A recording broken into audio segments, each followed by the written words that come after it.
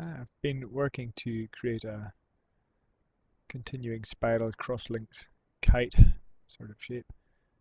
So each of these kite elements here, it links onto the next one. Now I've been using, as per usual, grasshopper to do that. Here you can see the definition in grasshopper. So I start off with some geometry, and then I can spread that out across two lines. I'll demonstrate that in a wee second.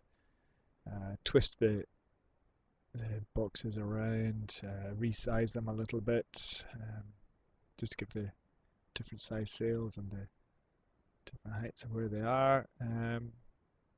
From there I've got the cross-linking lines. Just get you back in here. So this is one output I've got here.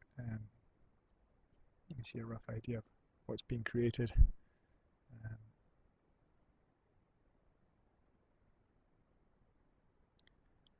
I've managed to get the sails to have different amounts of twist depending on the sort of speed they have. The back ones are a lot flatter than the front ones. They'll be more scooped, so I guess they'll be travelling slower in comparison. When it gets really hard to see it in that cluster.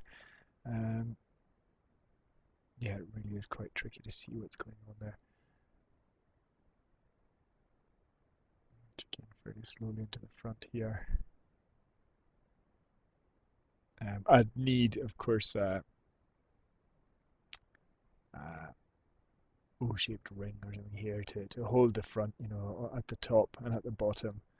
You see there's no lines shown on the bottom holding the kites as well. You'd have to have a similar diagonal mesh on the bottom, or just straight lines running up, I suppose. But yeah, diagonal mesh, and then you would also still want lines to fix on,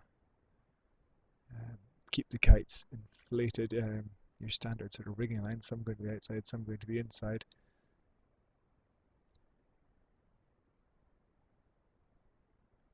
So yeah, you'd want to be pulling all this side towards you, and the back side being pulled. I was guessing under a Mothra, so you had an arch up over there. You had some lines holding a hoop at the back, like a thin hoop, like a Jump King trampoline ring top. Somewhere. A couple of points at least, well, say 4 on the top, and then you could drive generator off the back, hopefully, maybe even at the front. Maybe both. Now, all very fanciful so far. Let's have a look at the model developing. Where's that red one? Here we go. So if I go into my grasshopper model now, you should be able to see as I change some parts around. I can change sizes of, say, the kites within the curves there. Change that one. No, that didn't tell me. This will change the width. Get that roughly back where it was. And so you can change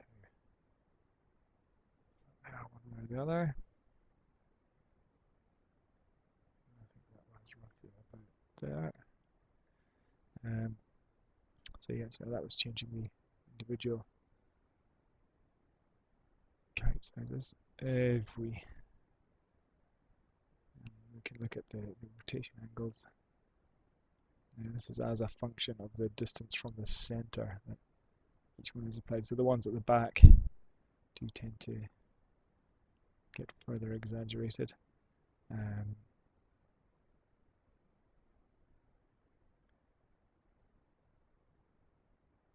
This is affecting the lower end. That's right, the numbers here. Affects the higher end.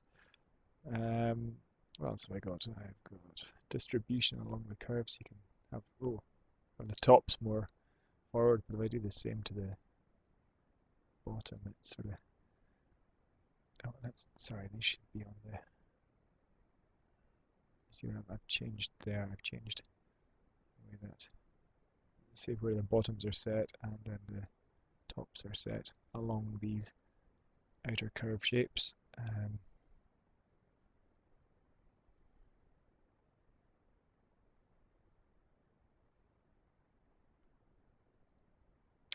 You can also change the numbers you've got on there. So say we've got 4 sets of kites instead, 4 or 5 rings. And we'll have to balance these up again so they look about right. But that could take a wee while. We'll keep with what we've got at the moment. What else can we change? We can change the number around.